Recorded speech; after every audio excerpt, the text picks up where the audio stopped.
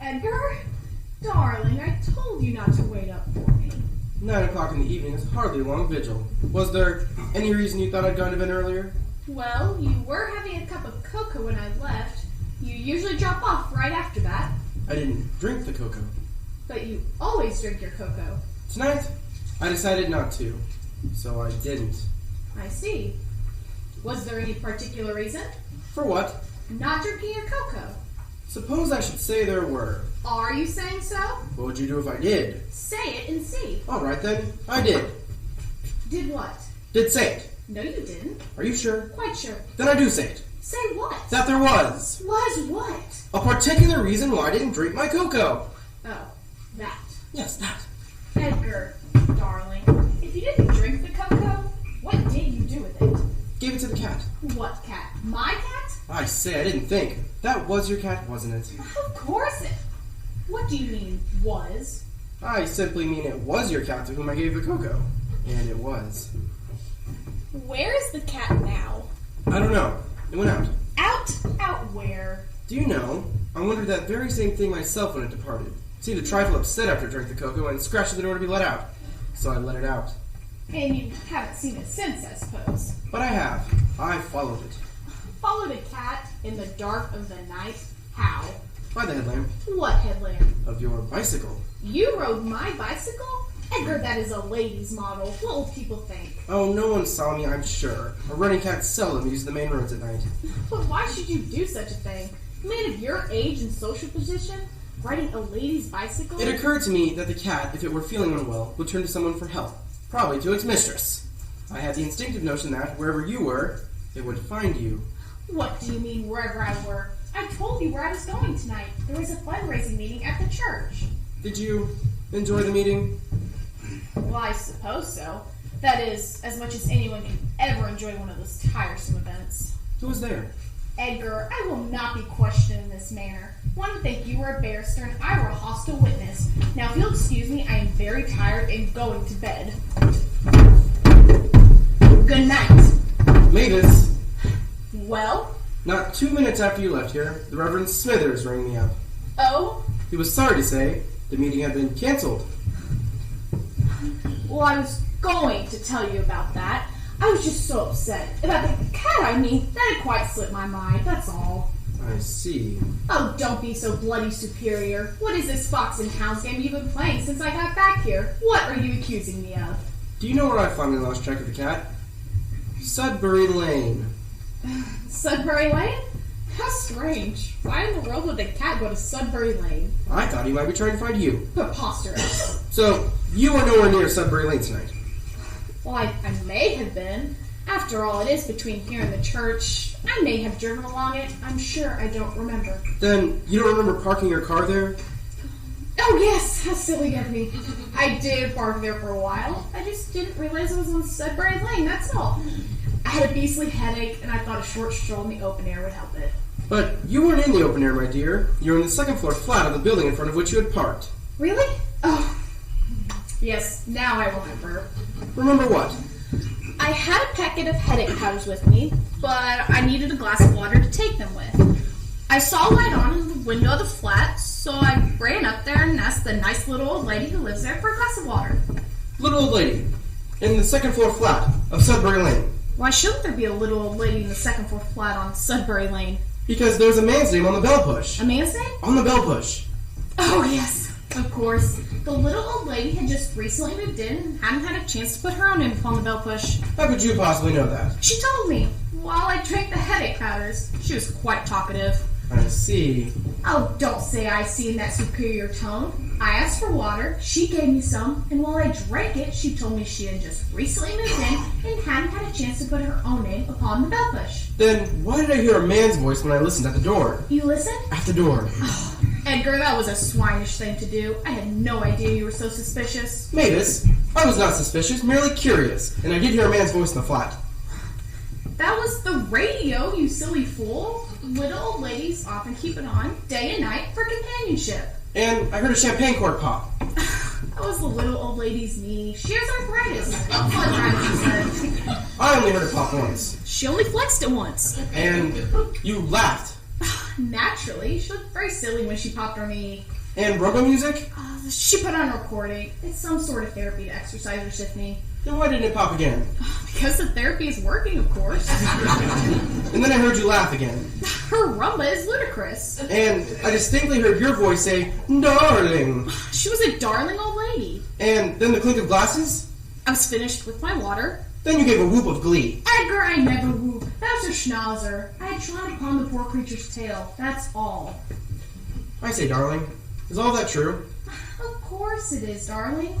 Why, what did you think was the truth? I dare not tell you. I'm so overcome with remorse and grief for a irreverent moment out of you. Oh, nonsense. Anyone might have imagined things under the circumstances. Mavis, my darling, can you ever forgive me? Of course I can. I am so sorry I worried you. What an unpleasant evening you must have spent. I don't deserve you. No. I do love you so. Now. Oh, my darling! I shot the phone my solicitor at once. Sir Charles Rumley? Whatever for? Well, you see, when I came home here, I was so angry, so seething with rage for the utter things I supposed you had done, that Edgar, what are you trying to tell me? My darling, I've done a terrible thing. What? I phoned Sir Charles and I told him that I intended to change the terms of my will. You did what? No, my dearest, you needn't fret. I told him no more than that. Never said a word against you. Never indicated you even in the slightest alteration of bequest. I merely said that I wish to change my will. No more than that. Well, I must admit that is a relief. I shouldn't like Sir Charles to ever think that I would. Well, that is to think that you thought that I would, well, you know. I'll disabuse him of the notion at once. Before he even wonders... Oh, drat. I forgot. He was just going out when I phoned him. He won't be home for hours. No, I'm sure tomorrow morning will be time enough. Now finish your drink and let's go to bed. Yes, of course, darling, at once. Mavis, something just crossed my mind. Yes? You say you drove to the church, found out there's to be no meeting after all, came home, had this headache, stopped on Sudbury Lane, went up to the second floor flat, borrowed a glass of water, took the headache powders, and came straight away home?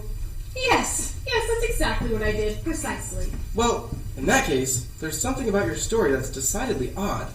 Odd? Odd. I see. And just what about my story is so bloody odd? Mavis, I do wish you wouldn't use that sort of language. I'll use whatever bleeding language I bloody want. Now get to the point. Well, it's only as though your car is parked facing toward the church and not from it. What are you getting at? Well, it looks awfully as though you parked there on your way to the church and not from it, which means you never went near the church at all. Don't be ridiculous. Of course I did. I just got things mixed up in my mind. Got events in the wrong order. Headache first, then church. That's all. Did you speak to the Reverend Smithers? Well, no, actually I spoke to no one. When I saw the church was dark, I naturally assumed the meeting had been canceled and came home. Strange. What's so very strange about it? Well, you see, my dear, the church wasn't dark. They were having an evening prayer service. That's the reason the meeting had been canceled. Or so Smithers said. It's a lie! Who are you going to believe? Your own wife or that sniveling minister? I could have misunderstood his meaning. Shall I phone him and find out? Don't you touch that phone. Mavis, that pistol! I suppose you're wondering why I'm pointing it at you? Well, yes, that of course, but more where you got it from. I've had it all along. You simply didn't notice. A pistol that size? I find that hard to believe. You never notice anything. No, you don't. Mavis, you wouldn't. Oh, wouldn't I? No, you wouldn't. Would? Wouldn't. Would? Oh, very well, have it your way. But why? You mean to tell me you really don't know? Mean to tell you? I do tell you. I don't know why you'd shoot me. Are you blind? Or just incorrigibly stupid? Are those the only choices I get? That's hardly sporting. Oh, very well, you simpleton. I'll tell you. I hate you. Always have hated you. Every moment of our wedded life has been a nightmare to me. I can't bear your arms about me, your lips upon mine, the touch of your hand. Our life together has been the most horrid experience of my life, and I won't put up with it for another minute. Not another minute, do you hear? But, my darling, we were only married this morning. I don't care. It's already too much. A moment. Just a moment. Well, what? May I finish my drink? I suppose so.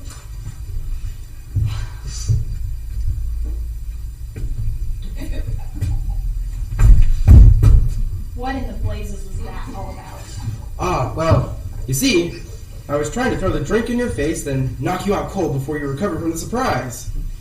Edgar, you dunce.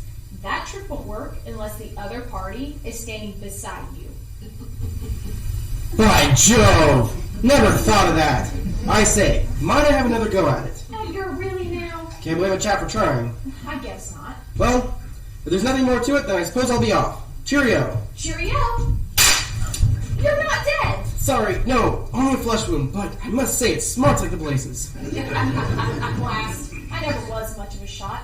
Well, there's more where that came from. Oh, I am sorry, darling. That must feel simply dreadful. Perhaps if you stood a wee bit closer. Oh, that's got it. Ooh, damn it, blast.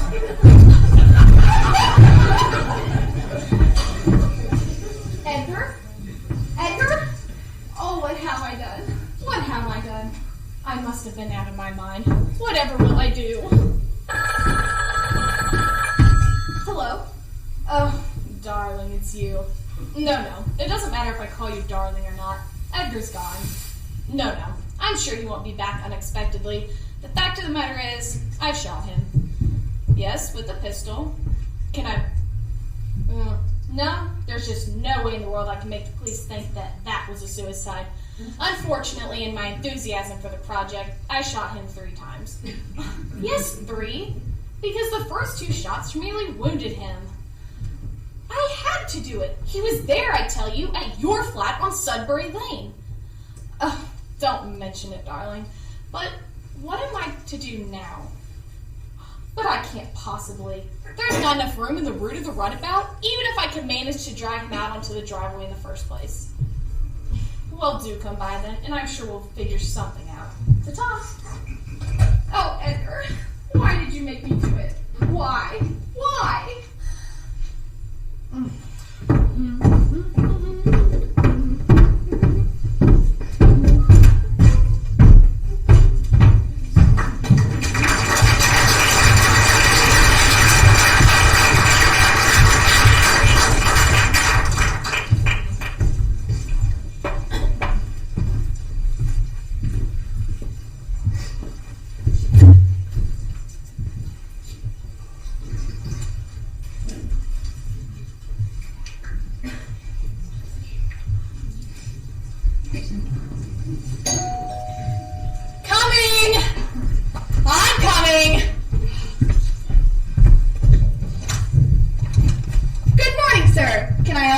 My name is Crandall. I believe Mrs. Hollister is expecting me.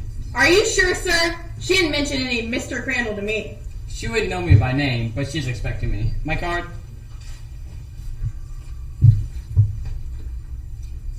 Oh, it's Inspector Crandall. Why, yes, sir, she is expecting you.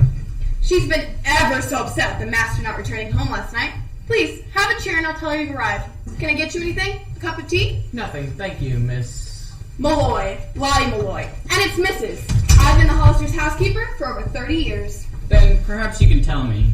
Is it usual for Mr. Hollister to absent himself from home without warning?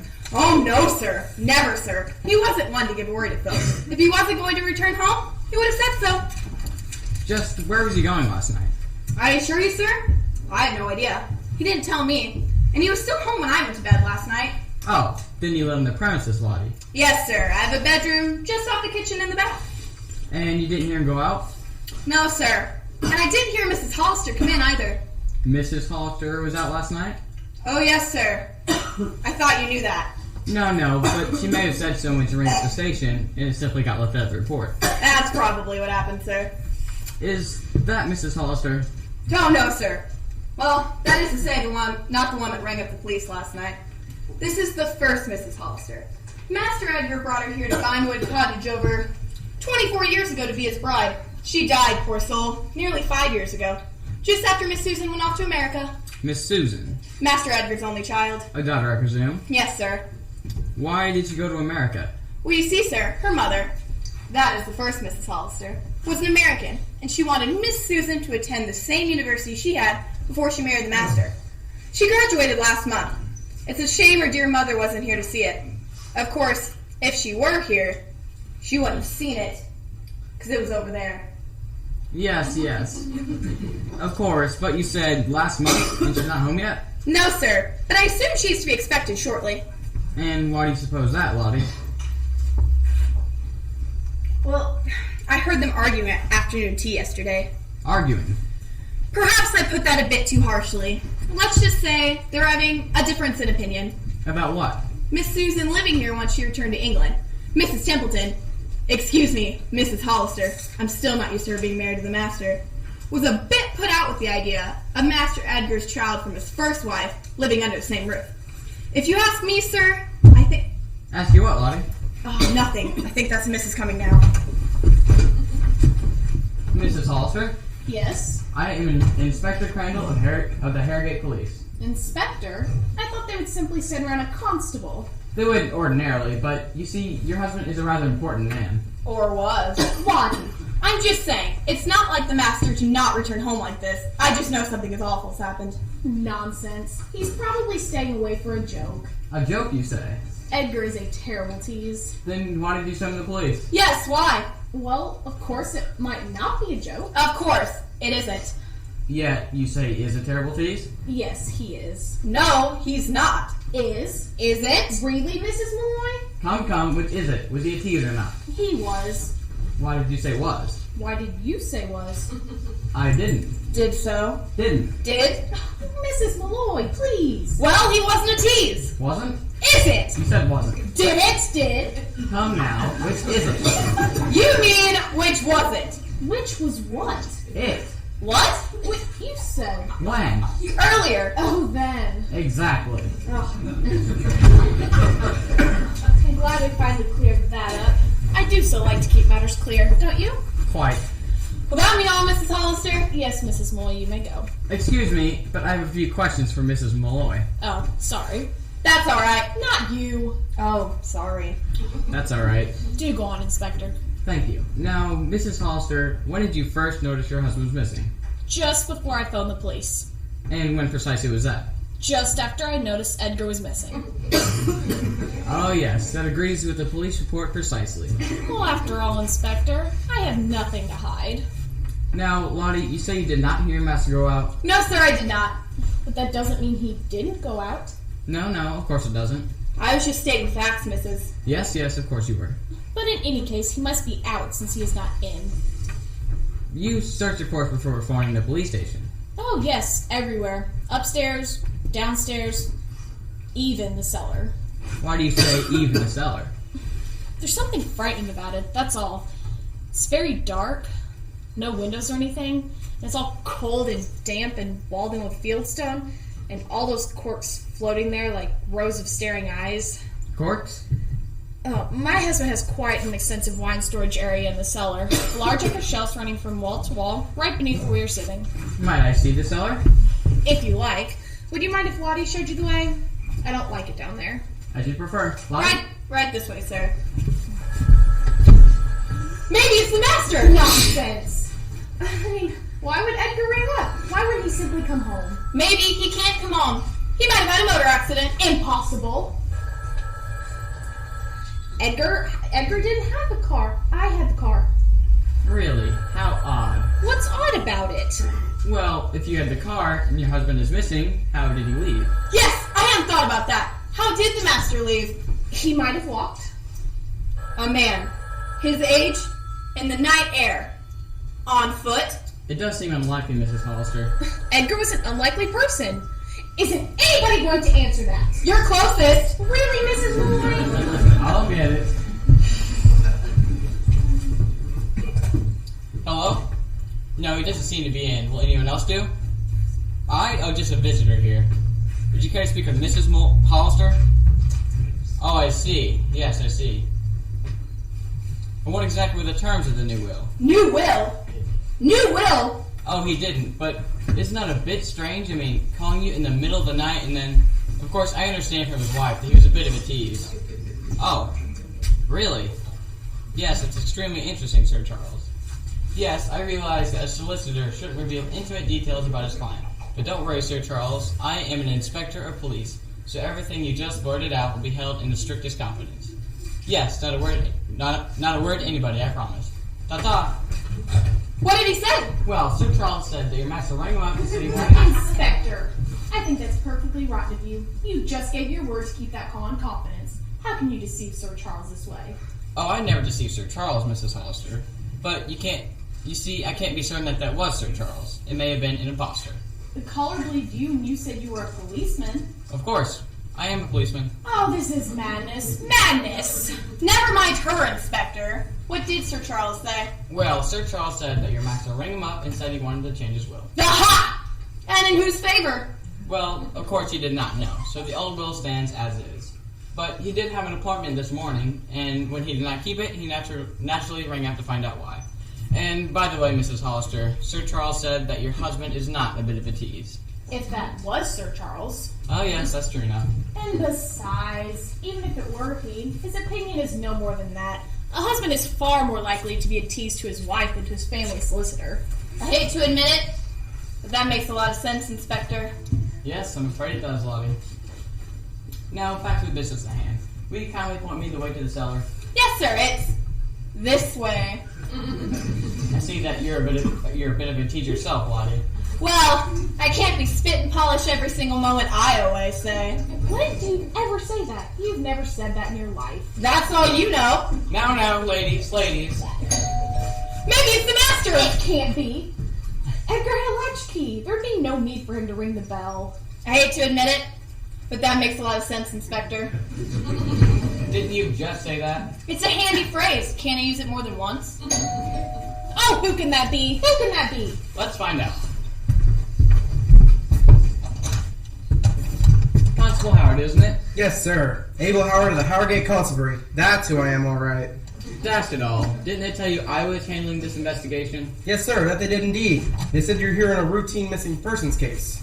My husband is not a routine missing person. Begging your pardon, ma'am, but that's not what the expression means. Never mind that, Constable. The point is, I'm here so you needn't be. But that's where you're wrong, Inspector. What? An inspector of police. Wrong? Right. Make up your mind, young man. Yes, Constable, explain yourself. Well, you see, sir, you're here because of a party who was lost. I'm here because of a party that was found. Found? Found who? Found Edgar? Sorry, no, miss, but I do believe that I have found your missing cat. This is your cat, isn't it? Well, of course I cannot be certain. Cats do tend to look much alike. Its name and address were dangling from the collar.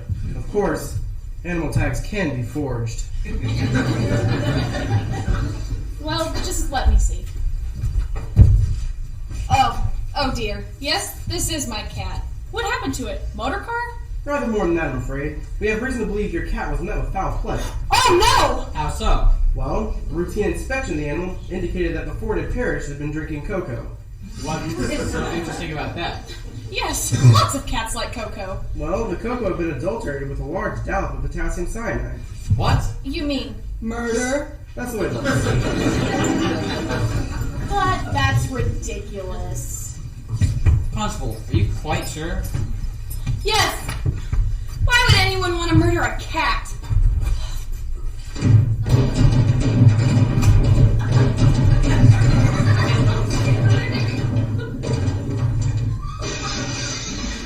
It's a very deep cellar. And besides, Constable, even if it were murder, the removal of a cat is hardly a capital crime. Even so, miss, doesn't it seem like a bit of a coincidence to you? I don't follow you, Constable. Well, for instance, did your husband have any plans of drinking cocoa last night that you know of? No, of course not. Edgar and I had no secrets from one another. I'm sure he would have mentioned it. Wait, cocoa did you say?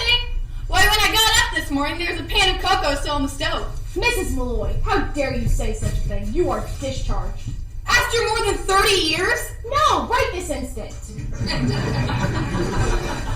Now, Mrs. Hollister, aren't you being a bit harsh? I don't care. I want her out of this house. Out, do you hear? Just a moment, Miss Hollister. I have a few questions for her. Bonnie, what did you do with the cocoa on the stove? Why, I poured it down the sink, I washed the pan, and I put it right away. Why, how very efficient of you, Mrs. Molloy. Consider yourself rehired. Oh, thank you, Mrs. Hollister! Well, there's no use in looking for cyanide in a washed up pan, I guess. I agree, so if you've no need of me, I'll be off.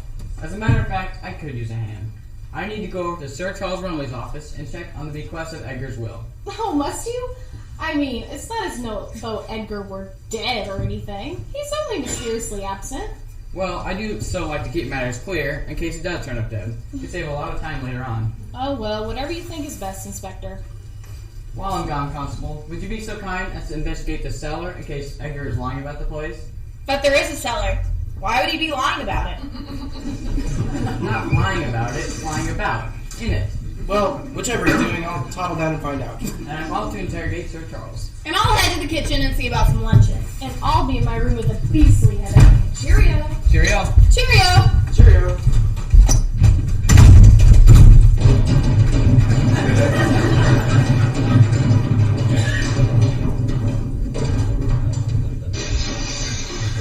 Do mind the steps. They're slippery.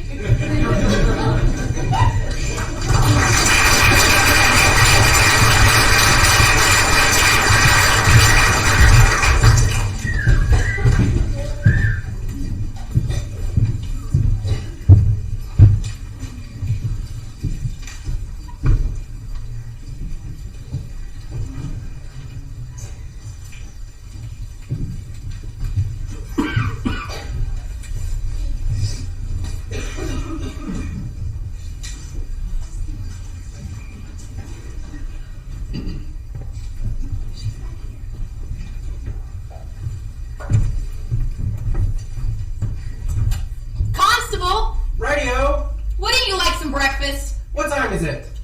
Nearly noon. You must be absolutely ravenous. By Jove, you're right I am. Well, why don't you head up the steps? And I should have breakfast on by the time you get here. That is, if you don't slip back down. Radio, I'll be right up.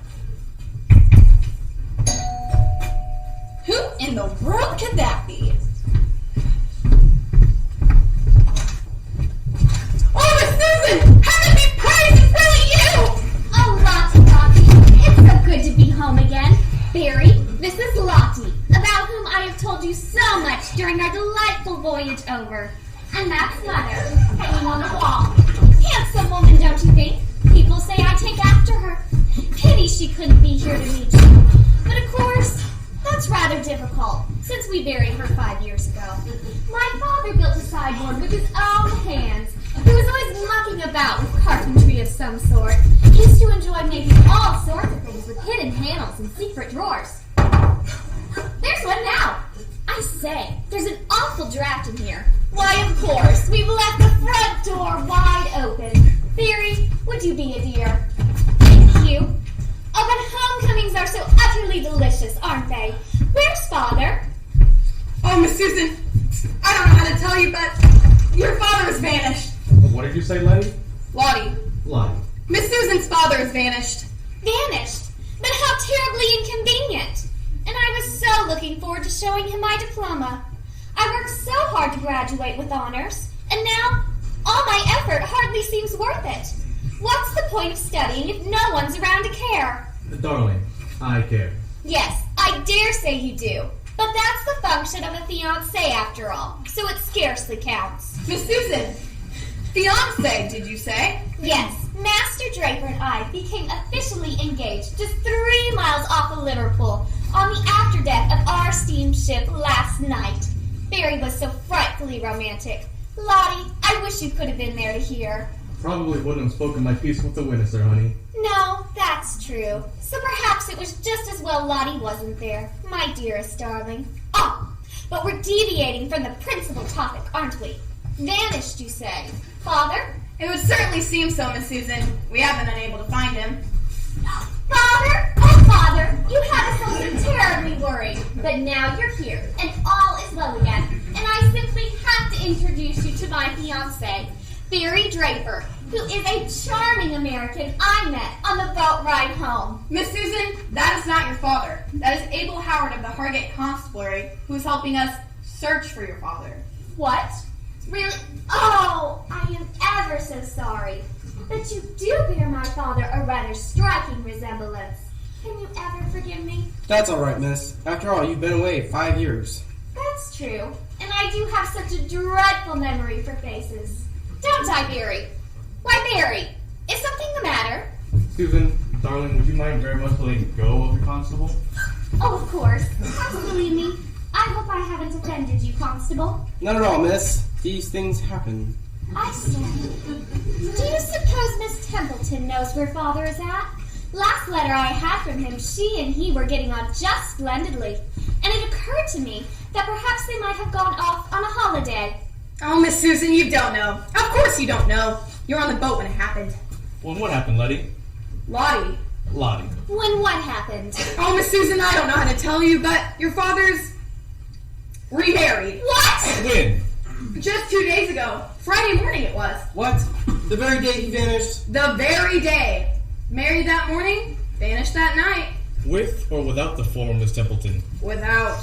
Then he can't simply be gone on his honeymoon. Not without his bride. Unless he's the forgetful type. Does forgetfulness run in your family? I don't remember. Oh, but I say, Lottie, he had only met this Miss Templeton when he wrote to me 2 weeks ago. Wasn't this marriage just a bit sudden? A bit too sudden, if you ask me, miss. I just did ask you. Here now, what's this? Oh, it's just a secret drawer. Father had them all over the place. And what have we here? Any of you recognize this? Why, it looks like Father's old target shooting pistol. Recently fired, too. Or I missed my guess. I wonder now. Oh, what is it, officer? Constable. Constable. Well, from the look of the back of these cartridges, there have just been 3 shots fired. 3? Shots? Fired? Yes. Doesn't it seem like a coincidence to you? You mean a missing man? A hidden pistol? And 3 shots fired from it? No, not really. Well, I dare say there's nothing to it, but if you don't mind, I'll take this down to the lab and have them dust it for prints. But it's bound to have fingerprints. Father practiced with it all the time. Susan, I think it means fingerprints besides your father's? Impossible. No one ever touched that pistol besides the master. Nobody. But if somebody did, it could mean... Oh, Barry! Hold me! Well, if there were shots fired, I wonder why nobody heard them. Oh, I heard shots. When? Just Friday night, right after Miss Templeton, excuse me, Mrs. Hollister came home. She lives here? Father brought that woman to live here, in our house. Any reason he shouldn't have, miss? Oh, none at all. I just like to keep my facts straight. But, Lottie, if you heard shots, why didn't you tell the police? I didn't think it was important. Is it? Well, no, not necessarily. But every little clue helps. How many shots did you hear? 3. Exactly 3. No more, no less. But how can you be so certain it was just after Mrs. Hollister returned? Well, you see, the driveway curves right past my bedroom window as it's coming to the front. And the headlights shine in, something fierce. Can you give us the exact time? Well, it's nearly 6 past noon. Lottie, I think he means the time this new Miss Hollister came home on Friday night. I can tell you that. It was just going on 9 o'clock. You must be Susan. You must be Mavis. And this is Barry Draper. I'm Susan's fiancé. Oh, have you met Constable Howard? We've had the pleasure, yes. I must say, I had expected an older woman, nearer to Father's age. Well, I expected a younger girl, the way you looked in your photographs. In any case, Susan, welcome home. Thank you, Mavis. I may call you Mavis, mind I? Oh, yes, you simply must. I do think stepmother has such an unpleasant sound to it, don't you? Oh, yes, decisively. Do you know, darling? She's charming. I had expected not to like her. Not like me, my darling. How ridiculous. I'll just take this down to the lab and have them dust it for prints. Here, let me put that in like a bag for you, Constable. I say, damn it, blast! You've gone and touched it. Why, oughtn't I to have? Well, no, miss, because now your fingerprints will be on it. Why shouldn't they be? Well, in case this should turn out to be the weapon to... Well, of course we don't know if there's been foul play. Oh, what's done is done. I can take it to ballistics and have them match the shells later on. Awfully sorry, Constable. Oh, don't be Mavis. After all, you couldn't have known. But I say, wouldn't it be funny if there had been foul play and you had done it, and there'd be no way to tell your involvement because of touching the pistol just now? I parked my bicycle out back. You'll excuse me.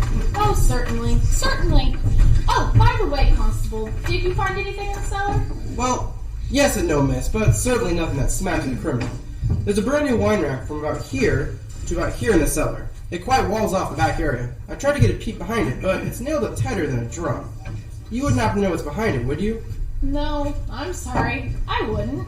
But perhaps Susan would know? After all, she has lived most of her life here. The front area of the cellar, you say? Nothing to my knowledge. It was always damp there, and the wall seeped much water after a heavy rain. So Father simply sealed it off years and years ago. That would seem to explain it, Constable. Yes, it would seem to. Well, I'm off. Well, let's all sit down and get to know one another, shall we? Why did you see so much? Yes, Mrs. Hollister. Come now, you must tell me all about yourself. I dare say I should show some concern over who is about to marry into our family. Oh, not much to tell. I'm just a run-of-the-mill, handsome young American millionaire who fell head over heels in love one moonlight night with a charming stepdaughter, despite the fact that I know next to nothing about her, or her family, or her background, or anything. But I'll just be playing hornswoggle with this little gal and throw me for a loop the moment she batted those pretty little eyes my way. Millionaire? Oh, would you get that, please, Susan? Certainly, Mavis. You British folks sure know how to make a Yankee feel welcome. I thought you'd be kind of cold and reserved. Why, what a thing to say, Mr. Draper. Oh, please, call me Barry. Only if you'll call me Mavis.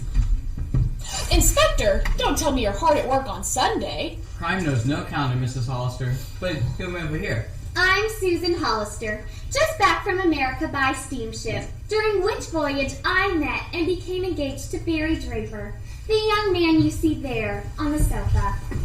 Inspector? Mr. Draper, Miss Hollister? But whatever can a police inspector want with us? Then you don't know about your father. Oh, that, yes. But I thought Constable Howard was handling the case. Hardly. Constable Howard merely came here to return a missing cat. Are you absolutely sure? I mean, Constable Howard is just now off to the lab with the target pistol found in a secret drawer. Hardly seems an occurrence in connection with a cat. Target pistol? In the sideboard. Secret drawer? Same place, but I'm forgetting my manners. Will you stay to lunch with us, Inspector? No, sorry. I never eat when I'm on duty. Then how about a drink? Oh, alright. Whiskey. That'd be kind of you. Now, where were we? On duty. Oh, yes. Mrs. Hollister, thank you. Now, I saw Sir Charles yesterday afternoon in regards to your husband's telephone call to him the night before. Sir Charles Rumley, father solicitor. We say solicitor when we mean lawyer. Why? Why not? In answer to your question, Miss Hollister, yes. Which question? When I said Sir Charles, did I mean Sir Charles Rumley? Don't you know? I wasn't asking if that's who I meant. I was answering her question about which question she meant. And did I Did you what? mean that question? I'm sure I don't know. Well, I assumed she did. Then I probably did. Did what? Mean it. I'm glad that's settled. Now, where were we? At Sir Charles Rumley's. Oh, yes. And what did Sir Charles have to say? Well, Sir Charles said that I think you'd all better sit down. What an odd thing for Sir Charles to say. Susan, I think the inspector said that. I did say that. That's right, I heard him. In any event, let us sit down. Now, what's all this about a target pistol? It was in the sideboard. In the secret drawer. And it had been fired. Fired? 3 times! I say, can we be overheard in here? If you like. I don't think he meant that. Oh, an inspector wouldn't lie. Thank you. Now, let me tell you the terms of Edgar Hollister's new will. Just one moment, Inspector. What has Edgar Hollister's will got to do with all this? The target pistol, the 3 shots, the missing cat? It is my understanding that he intended to have it altered. Mavis's cat? Of course not, darling. Well, he couldn't have meant the target pistol. I believe the inspector was referring to your father's will. Exactly. And your father told Sir Charles that he wished to draw up a new will with drastically altered terms. Even so, Inspector, I can't see of what importance the terms could be. They could provide a motive. A motive for what? For all we know, Edgar Hollister is alive and well. That's true enough, of course. But since the inspector went through all that trouble, he may as well go ahead and tell us the terms. Oh yes, please do. Well, skipping over minor bequests, charities, social organizations, and servants, Minor indeed! Edgar leaves his bride, Mavis Templeton Hollister, this house, the car, and an annual income of £1,000. The rest of his estate, a not inconsiderable fortune in the tens of thousands of pounds, goes to his only child, Susan Hollister. Oh, how darling of Daddy! Yes, darling. But, Inspector, Yes, Mrs. Hollister. say Susan should, die. Where would the money go? Well, of course, in that case, all the money would revert to you. Of course, that was just a hypothetical question. Oh, I know that, dear Mavis. And please, don't worry about me. I'm very young and terribly healthy, so I'm certain I shan't die for years and years. Oh, I'm sure of it, my darling. And just to be sure, I shall watch over you like a mother hen every moment you're living here under my roof. Your roof? Just a figure of speech. But if anything has happened to Edgar, this will be my roof she's under. I guess that's true enough. I say, Mavis, do you mean to tell me that, even though this house should become your own, you would allow me to continue to live on? Live on? Live here, as your house guest, I mean. Oh, yes, of course, Susan. This is your home, where you were born and raised, and here you shall live as long as I like. That is, as long as you like. Here, I'll get that. There's no point in interrupting Lottie while she's preparing lunch. Hello. Oh, yes, he is. Just a moment. It's that constable. He wishes to speak with you. Oh, probably has a report on that target pistol. Crandall here. What? But are you quite certain? Alright, Constable, thank you. The strangest thing. Did something odd turn up in ballistics or wherever he was taking that pistol? He never took the pistol to ballistics. But I'm certain that's where he had intended to take it. And he had, but you see, there was nothing ballistics could test for him. I don't understand, Inspector. Well, it's a damnedest thing. I mean, after all, it was a target pistol, so I don't really understand it myself. Understand what? The pistol was loaded with blank cartridges. But that's impossible. Nonetheless, it's true, so I guess we can rule out foul play with that pistol. Anyone who might have tried shooting Edgar with that would have a rather healthy victim on their hands. But that pistol, loaded with blanks? I must say, I'm rather overcome with relief myself.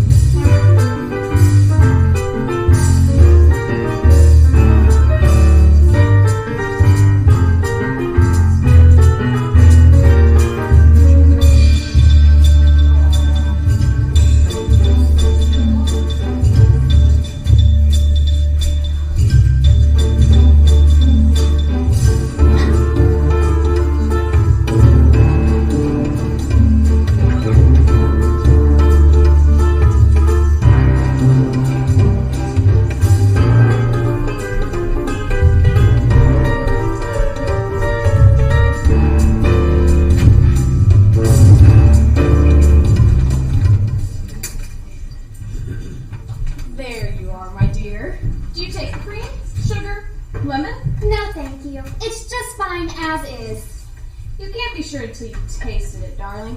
I'm not sure my skill at tea brewing is all it should be. It certainly was kind of you to make the tea on Lottie's afternoon off. Oh, well, I thought with the two of us here, quite alone, that it would help pass the time. Now drink up.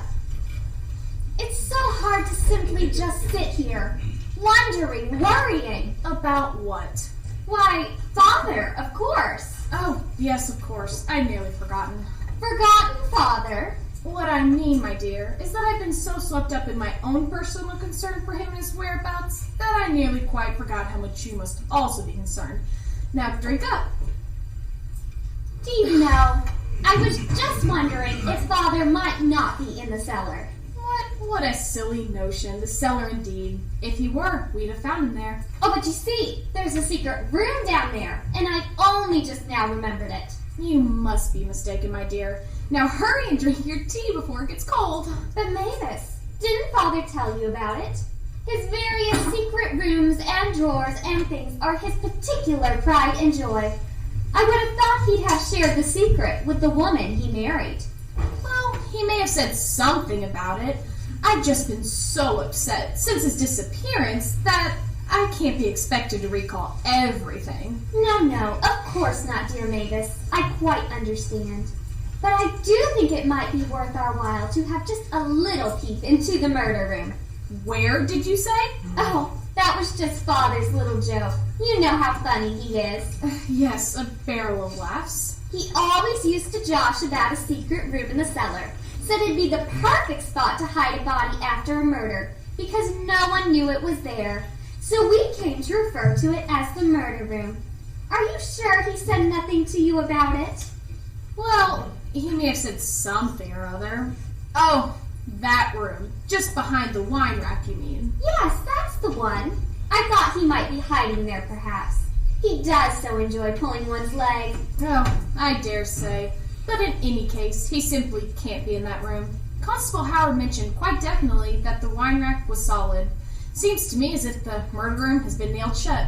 Oh, yes, that's right, it all comes back to me now. The panel just behind the wine rack that used to lead into the secret room is nailed firmly shut. How strange. Do you think we should mention it to the police? No. I mean, since it is nailed shut, he can't have gone behind it, so why should we waste the policeman's time following false leads? That's true, I suppose. And besides, even if he had been accidentally nailed in there, I'm sure he would have pounded on the back of the wine rack to be let out. After all, he'd surely suffocate if left in there. Even if he were perfectly healthy when he was first put in. Yes, of course, even a healthy man would suffocate there in a day's time. But Father wouldn't let that happen to him. My dear, I don't see what he could do about preventing it. Well, obviously, if he had been locked in there, he'd simply have popped out of the other secret door. Other secret door? What are you saying? What other secret door? Why, at the foot of the secret stairway, of course. Didn't Father tell you? No, never mentioned it. Not a word. I had no idea there was another way out of that room. Oh, I'm so glad I could cheer you up in this way. Cheer me up? Why, yes. I can see your mood is much more alive than when we first sat down to tea. So I can only assume it has done wonders for your spirit to know that if Father had been locked in there, he's certainly out by now. Yes. But Susan, this other exit, where is it? It seems to me that the other secret exit was... oh, there's the door. Shall I get it? No, I will. I can't imagine who'd be calling us at this time. Perhaps it's Father. Oh, I do wish you hadn't said that. Who is it? Constable Howard of the Harrogate Police, ma'am. Oh, how nice. It's only the police. Good afternoon, Constable. Good afternoon, ma'am. Yes. Good afternoon, Constable. To what do we owe the unexpected pleasure? There have been a few new developments in the case, Miss Hollister, and I'd like to discuss them with you. And not with me. Sorry, I meant the word in its plural sense, but told to you naturally. Will you join us? We were just having tea. That's very kind of you, I'm sure. I so do hate to miss my tea, and with all this work lately, I thought I had to pass it by. Here, take this. I haven't touched it. No. What? I said. It's cold. That's what it is. Can't give you cold tea. I'll just go make some fresh. But really, Mavis, darling. Ma'am, you really shouldn't. Oh, nonsense. It's not a problem. I won't be a minute.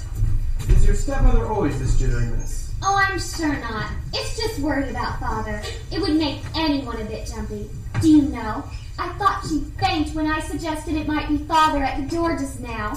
She must be very anxious, mustn't she? Oh, I suspect it's just all the talk about the secret room. Secret room, did you say? Oh dear, I promised her I wouldn't mention it to the police. Now, it's nothing like that. We simply didn't want you to waste time on a false trail. And what makes you so certain it'll be a false trail, miss? Well, because even if Father had accidentally gotten nailed into the room behind the wine rack, he'd simply have popped out of the secret stairway. Secret room, behind the wine rack, secret stairway. Oh, please don't mention it to Mavis. I did promise her I wouldn't bother you with all this. Of course not, miss, but some other time. Could you possibly show me the secret stairway? If you'd like, but I don't... Shh! I hear her coming. We wouldn't want to disturb her now. Oh, you're so understanding. Hello, Mavis. Back so soon. The water is heating up for the tea. What have you two been chatting about? The weather. Yes, the weather. What about the weather? Nice. Ever so nice. That's nice. But you said you had news for us, Constable. It may mean nothing. Even so, I should like to hear it. Well, I'd like to discuss your husband's disappearance. Well, naturally. What else could it be? Well, not his disappearance specifically, more the actual act of disappearing. Does it really matter so much? Possibly not, but it does give us food for thought if you follow me. I'm not sure I do. Well, for instance, let's say your husband's disappeared. He has disappeared. Yes, ma'am, but I wish to present this as a hypothesis. Oh, very well. How did he go about vanishing? There was only one car, and you say you had that night, right? Yes. And there were no trains out of here, nor do any of the cab companies have any recollection of picking up a man even matching your husband's description.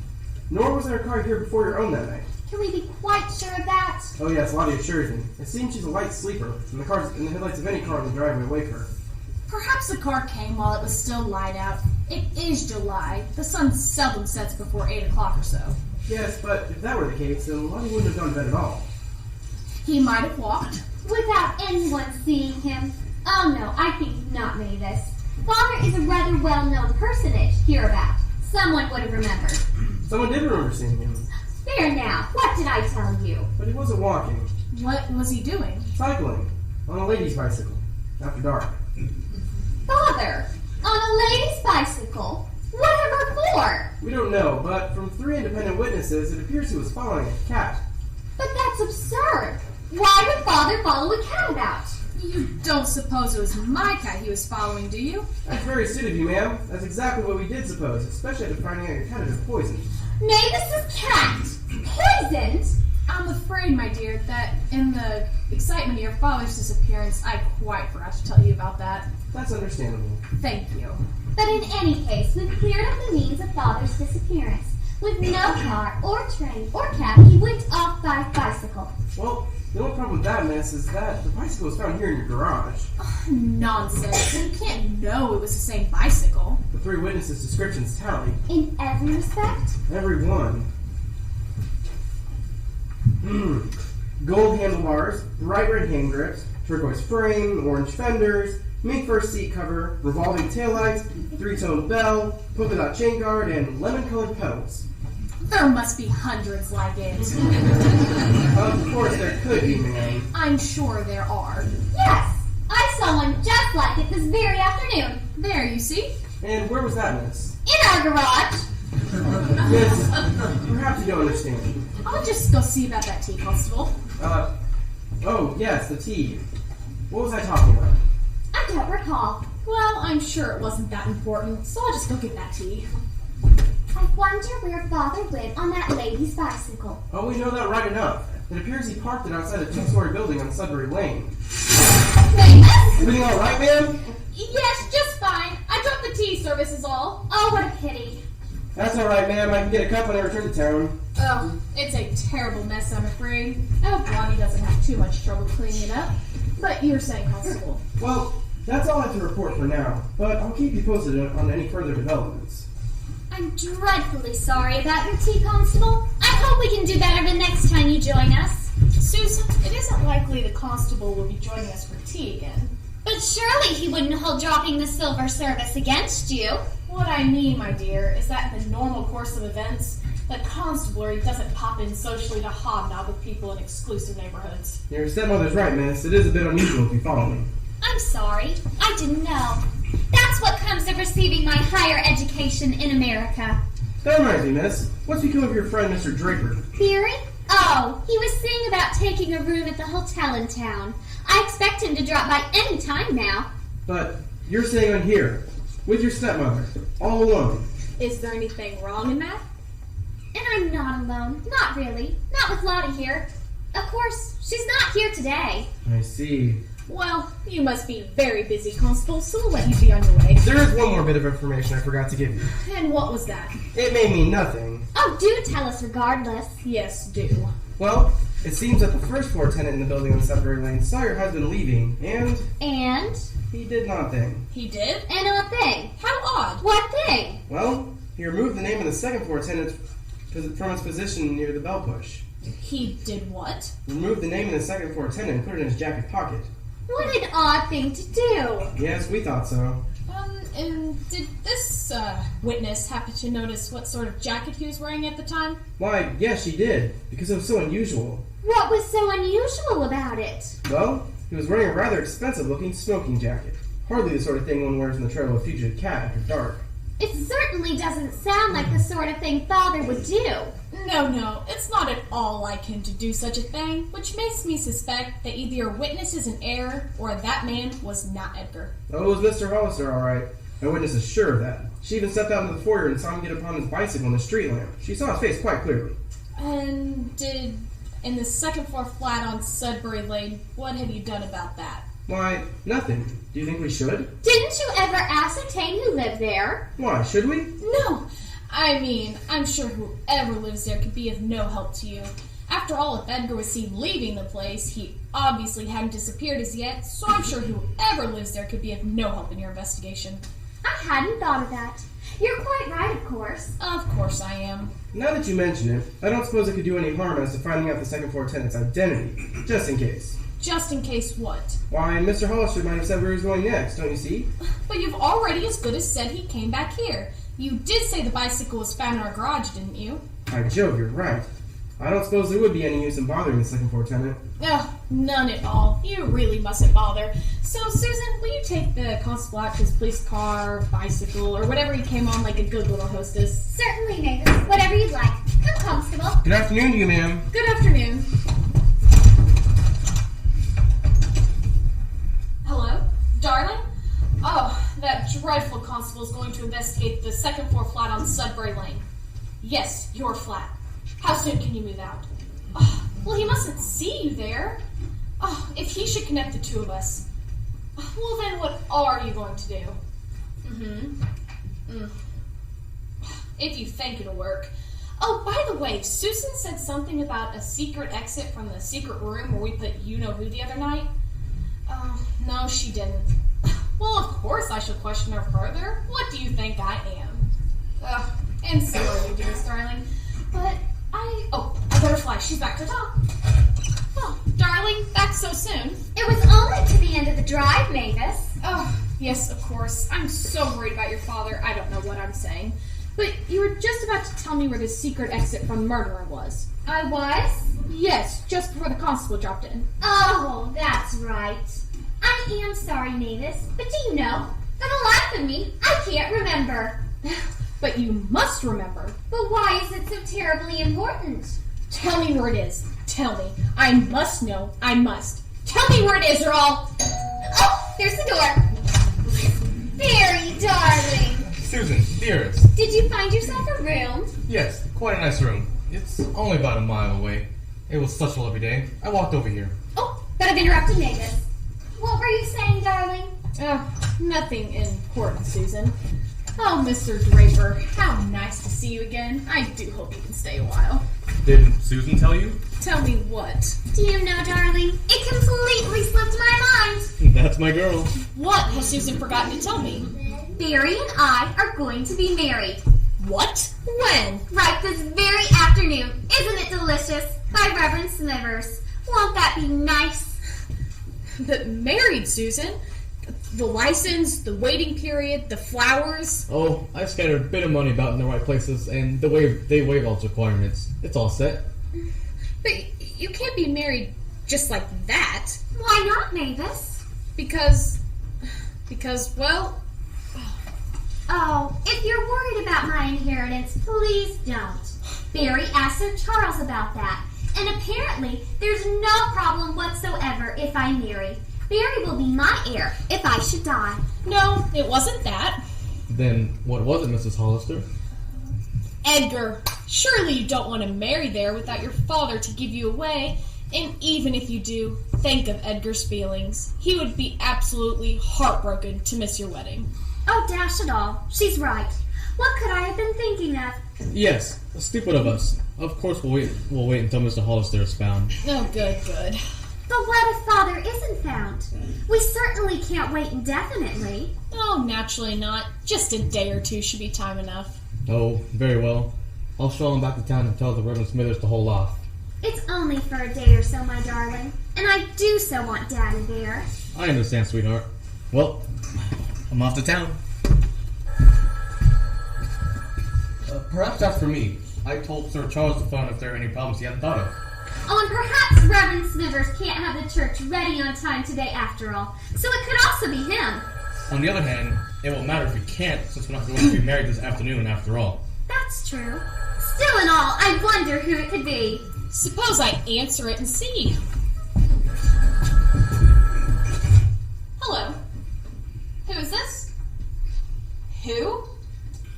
Oh, no. No. Wrong number? No, it wasn't that. Then who is it? It's Edgar. I say, what marvelous luck. Perhaps we can be married after all today. Shall I speak to father and ask him? By all means, darling.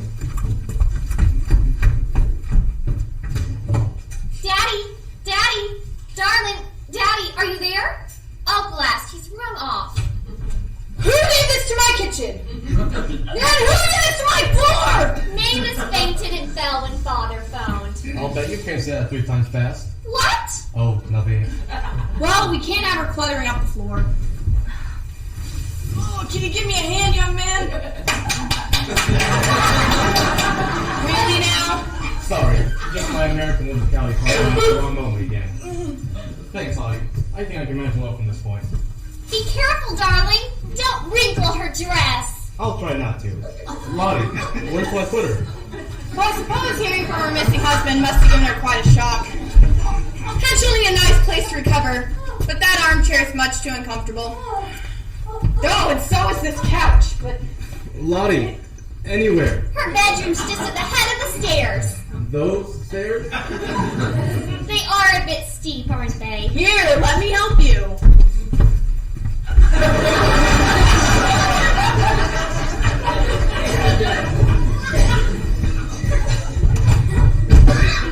There are smelling salts in the medicine cabinet. Thanks. I can use some. Susan, can you get the door? What do you need the door for? Oh, of course. How silly of me. Why, Constable, I thought you were off interrogating the tenant of the second-floor flat on Sudbury Lane. As matters turned out, miss, I couldn't. Tried to, of course, but couldn't. Something unexpected went up. You mean came up? No, went up. Quarantine sign. Measles. I've never had the measles. Didn't want to take the chance. Oh, what a pity. How do you mean that? Oh, quite sincerely. But what brings you back here, Constable? Well, I thought as if I had nothing better to do that I'd look into this secret stairway of yours. Oh, by all means do. Yes, well, where is the secret stairway? Right under there. You mean the window seat? Yes, it opens up and there's a stairway just underneath it. And at the bottom of the stairway, there's a secret door into the murder room. What did you just say? Yes, it opens up and there's a stairway just underneath it. And at Not everything you said. Just what you called it. Called what? The murder room. That's what I called it. Yes, but why? Why what? Did you call it that? The murder room? Yes. Because that's what Daddy always called it. He thought it would be a perfectly smashing place to hide a body from detection. If one had a body one did not wish detected, of course. Yes, it's perfectly comprehensible once you explain it. What isn't? Well, let's just get a look at this window seat of yours.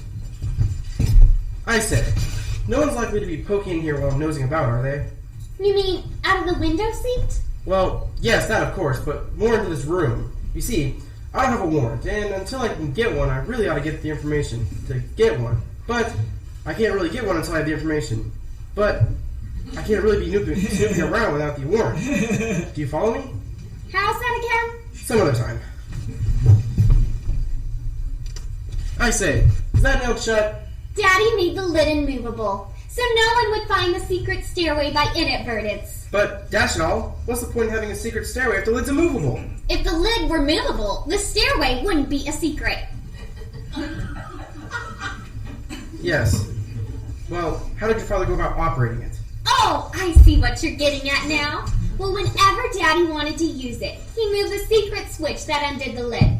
It's one of the coat rack prongs. And which one of these prongs is the secret switch? I bet you can't say that 3 times fast. I beg your pardon. That's one of Barry's jokes. I don't get it. Neither do I. Yes, well, how did your father go about operating the window seat? Let's see. First, you stand with your back to the wall. Here, between the rack and the umbrella stand. And then, let me think. Yes, you put your left foot on the top of the stand. So. And then you take hold of a particular prong of the coat rack, this one, and give it a slight twist. Like this? I say that's got it! What happened? It closed! Yes, I know that. But why? Well, Daddy thought that if someone discovered the switch mechanism by accident, they'd see the lid pop up and find the stairway. So Daddy made the lid close if no one was manning the switch. I wish I had a brain like Daddy's. Are you sure you haven't, miss? Haven't what? Some other time. Could you operate the switch while I get a peep inside the window seat? If you'd like. Let's see now. There you are. Why, there's nothing here but the floor of the window seat. Well, naturally you only see the floor right now, Constable. But let me show you. Whoops! Dreadfully sorry about that, Constable. You see, Daddy arranged it so that when the lid popped up, a false floor swings into place to hide the stairway. But if you get into the window seat when the lid comes down, the floor opens up underneath you and, well, there you are. Where I are? On the secret stairway, of course. Miss, are you absolutely certain there's a secret stairway under here? I mean, I'd hate for the floor to give way and me to fall straight into the cellar. Constable, I assure you. Susan?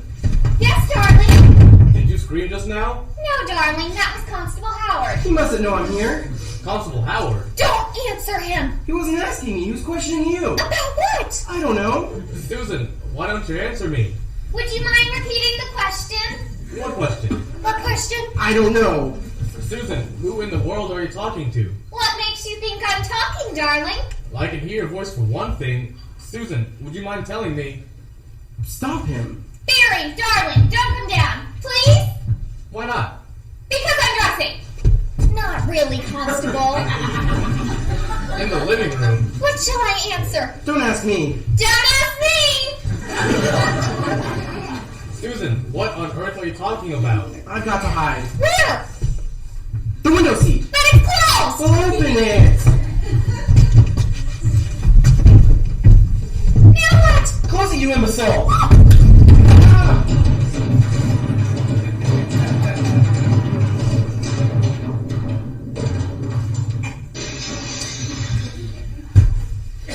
Hello, darling. Weren't you just talking to somebody? Yes, darling. Who? You, darling. Don't you remember? I mean somebody down here. But, darling, you're down here. Yes, but I wasn't a moment ago. And I missed you so. I say, darling, have you ever had the measles? Not recently. But at some time or other. I seem to recall that I did. Of course, I was a child at the time. Good. Then let's go to a certain little second-floor flat on Sudbury Lane Whatever for? to ask a man with the measles for facts about father. And I won't say that 3 times fast.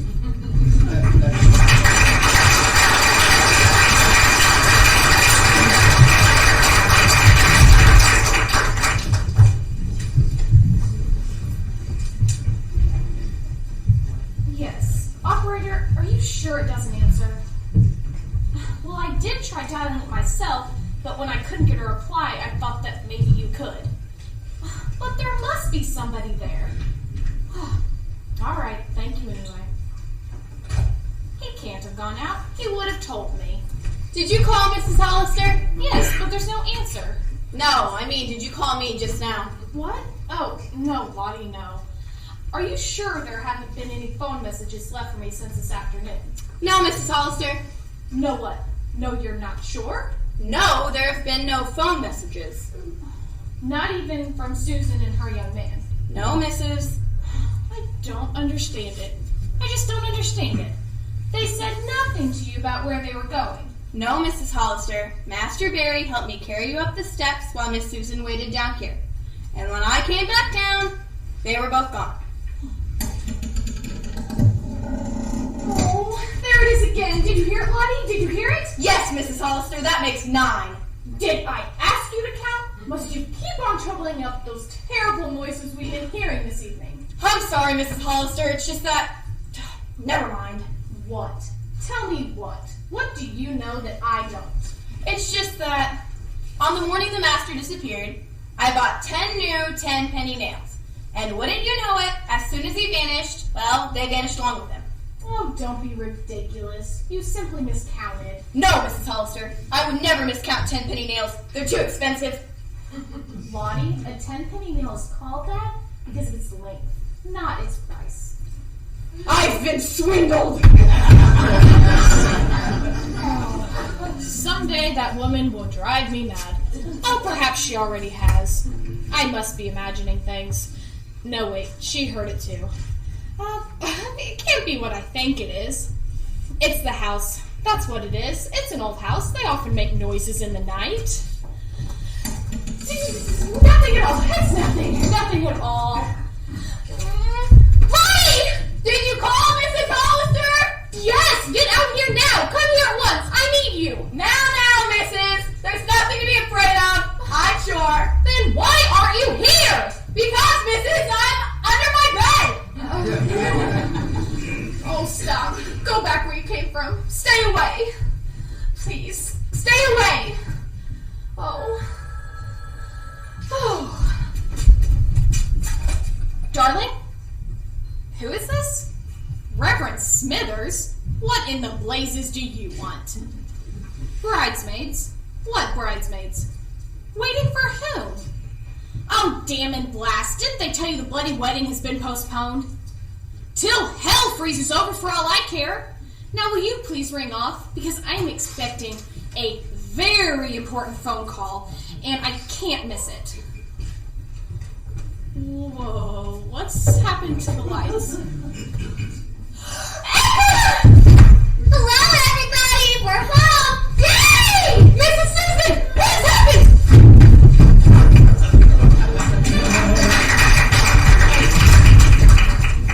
Brandy. Lottie, where to keep the brandy? That sideboard! Oh, Miss Susan! My sweet child! Oh, wake up, darling! Wake up! No, she's alright. Just had an acid shock, lady. Lottie. Here we are. This should do us all just fine. Edgar? What? Where? Don't try to talk, Mrs. Hollister. You've had a bad fright. But I thought I saw... No. I'm certain I saw. Yes, I know. We all saw him. Saw who?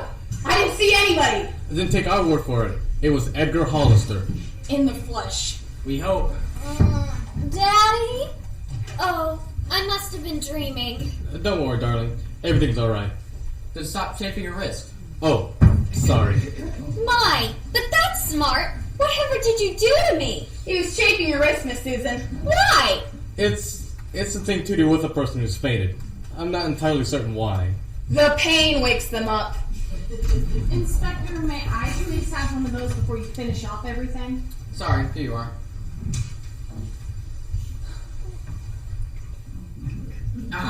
I needed that. Don't you mean those? Whatever. I must apologize. It really gave me an awful turn. Inspector Crandall.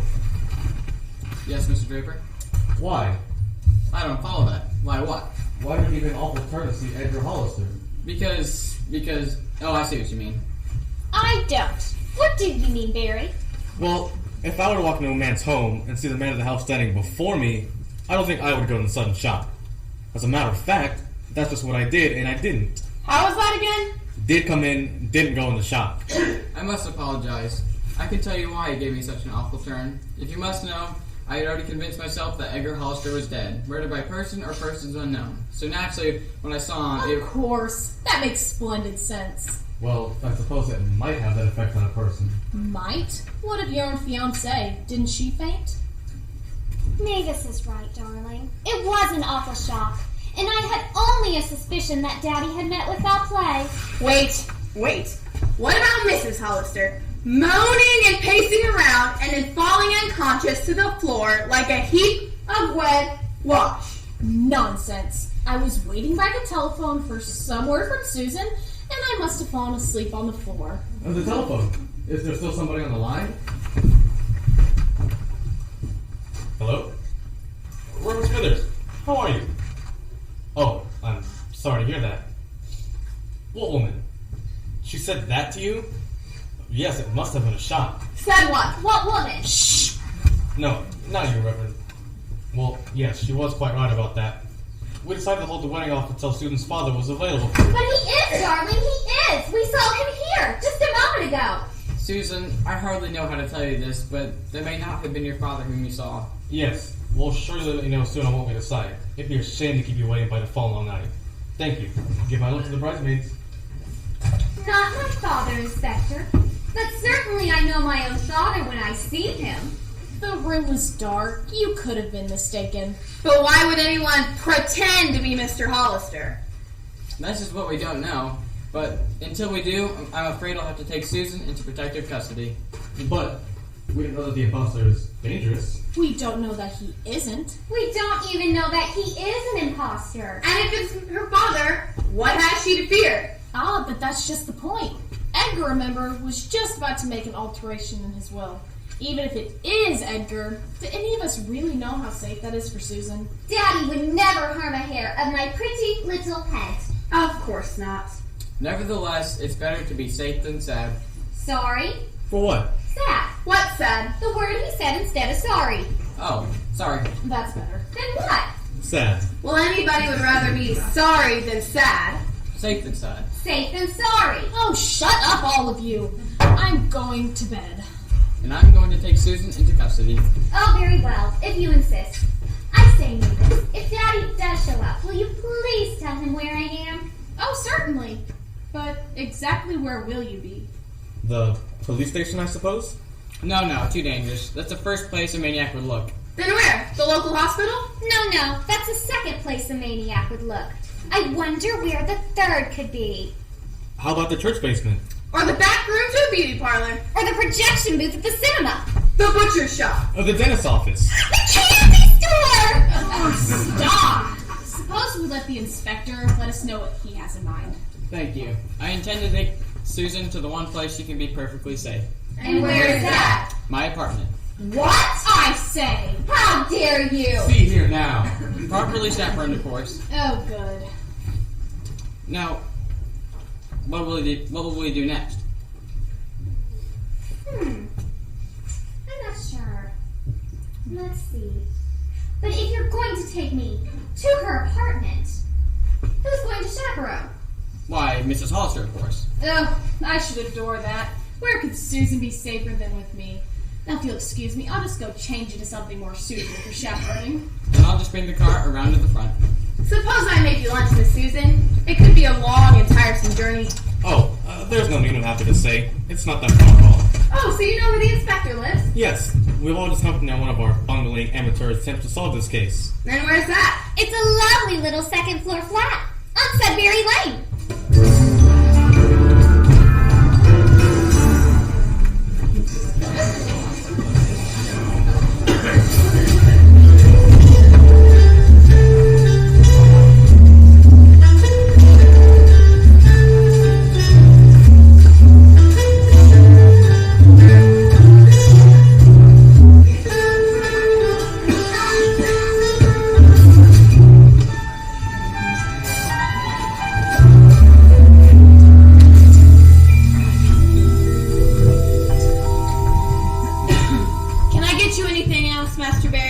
Another sandwich? More milk?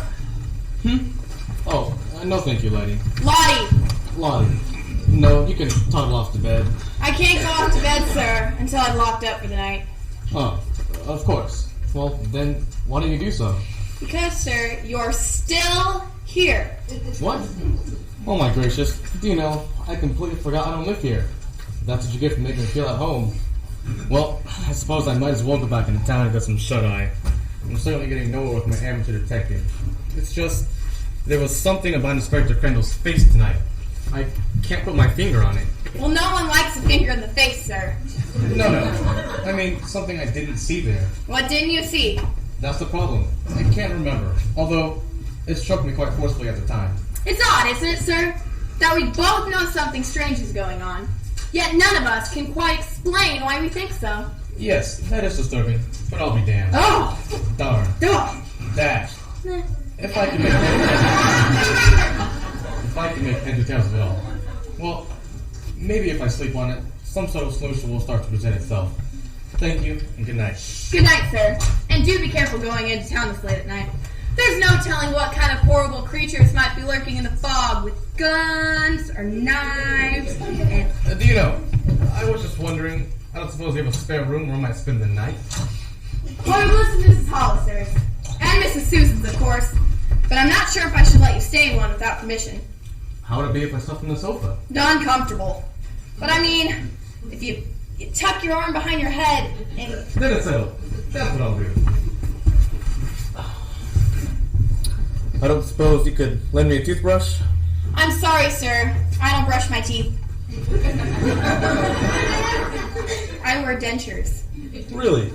I'd never have guessed. What remarkable work do you do nowadays? Yes, sir.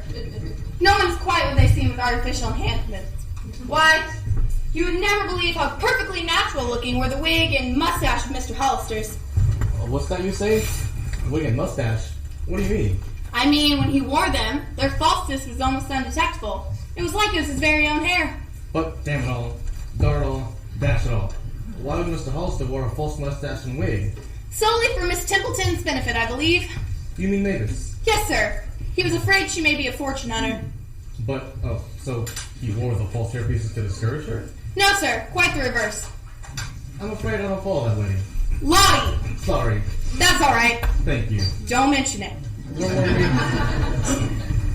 You were afraid you weren't following what I had said about Mr. Hollister wearing a wig and mustache to encourage Mrs. Templeton rather than the reverse. Yes. Why would such a get-up impress her favorably? Because it made him seem an older man. And with Mr. Hollister's way of thinking, a fortune-hunting woman would be much more drawn to an older man who didn't seem to have too many years left on him. Yes. I can see how that might appeal to her. But really now, if he thought she was a fortune hunter, why would he do the very thing that would be likely to win her? Why not act his own age and severely disappoint her ambitions? It was her legs, sir. Her legs? Shapely, he called them. He was quite taken by them. Even if she were a fortune-hunting woman, he hadn't the heart to let go of those legs. Let them go? He always was one to pull people's legs. In more ways than one, I believe. Yes, I begin to see. And I find it quite interesting. Do you know, Lottie, you might have solved the entire mystery. Go on with you, sir. I don't understand. How could I have just solved the entire mystery? Don't you see, Lottie? Letty! Letty? Lottie, I'm sorry you confused me when you got it right the first time. But anyways, how could I have just solved the entire mystery? Well, we've been looking at the thing backwards. How so, sir? We've been operating under the assumption that Mavis was madly in love with Edgar Hollister. But if what you say is true, then she wasn't in love with Edgar at all. Only attracted by his money. So, if she married him thinking him to be an older man, and then come to find him a younger man, a man who seemed to have many years and years left on him. Exactly. She would do something about it. I can see it now. There the two of them are, on the way back. She believes she's with an elderly gentleman who is likely to pop off his mortal coil momentarily. Then suddenly he whips off the wig and... It couldn't have happened that way, sir. Why not? Because they weren't together on their wedding night. But why not? Because she said she had a meeting at Reverend Smithers' church. A fortune hunter going to church? Wouldn't that strike Edgar as odd? You know, sir, that's undoubtedly what had happened. Which explains the potassium cyanide in the cocoa. Why, I should have never washed out that pan. Cyanide? What are you talking about? Pan? Cocoa? I don't follow you. You see, she was never going to the church.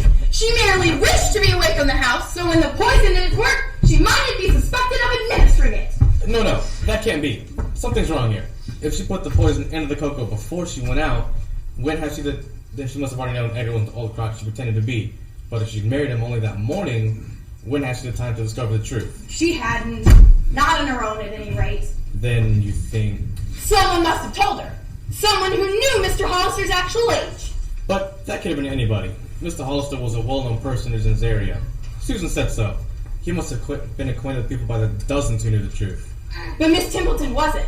She wasn't originally from this area, so she wouldn't have known anyone well enough for them to tell her his actual age. Oh wait, it's all coming together now. A fortune hunter. Man, was she believed to be an elderly crock, she wouldn't love him at all. But therefore, being a rather hot number herself... She must have had a boyfriend on the side. And he must know Edgar's actual age. Which explains the poison in the cocoa. Yes.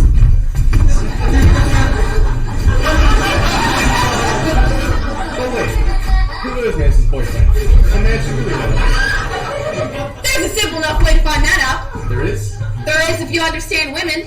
There are only two motivations to a woman's character. Being in love and talking about it. And a way to indulge both of those simultaneously is... Making phone calls to a lover. Of course. Why didn't I think of that? Because you don't understand women. What man does? Hello? Operator? Yes, Miss Molloy here, housekeeper at Vinewood Cottage. I was wondering if you could clarify something on her phone bill.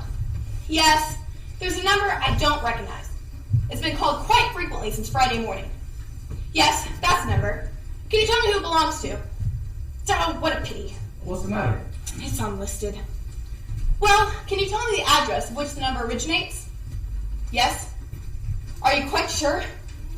Oh, my stars. Master Barry! What is it? I forgot to tell the operator thank you. What's the bloody address? It's a lovely little second-floor flat on Sudbury Lane. Inspector Crandall's. But Susan is there. And so is Mavis! That's 2 against 1. Not if we get there in time.